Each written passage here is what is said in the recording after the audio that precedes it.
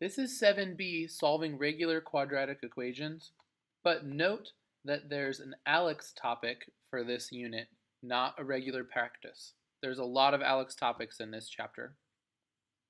So now we can do more than just factor our quadratic equations. We can factor and solve applying our zero product property. So the first thing we need to do is we need to factor this.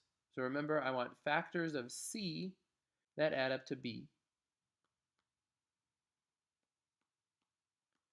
So I want factors of 16 that add up to negative 17. So I'm going to list some factors of 16. Well, 1 times 16 is 16. Well, 1 plus 16 is 17. That's pretty close, but it's negative. So remember, here's another thing. We could say negative 1 times negative 16, right? A negative times a negative makes a positive, so that works. And then negative 1 plus negative 16 is negative 17, and now they work. So let's factor it. So I have x minus 1, x minus 16 equal to 0 now, right? That's how we find the roots or the x-intercepts. I set it equal to 0. And now I use my zero product property. So x minus 1 equals 0. So I could solve that one out real quick. Plus 1 on both sides, so x equals 1. And then x minus 16 could equal 0 too. Plus 16 on both sides. X equals 16. So my set of solutions, x could equal 1 and 16.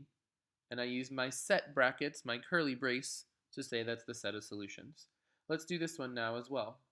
Okay, remember, we want factors of negative 12 that add up to b, which is negative 1, right? Negative x is the same thing as negative 1x.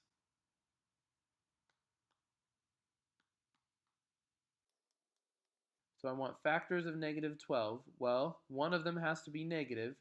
If I say negative 1 times 12, that would work. Well, negative 1 plus 12 gives me 11, so that didn't work for both.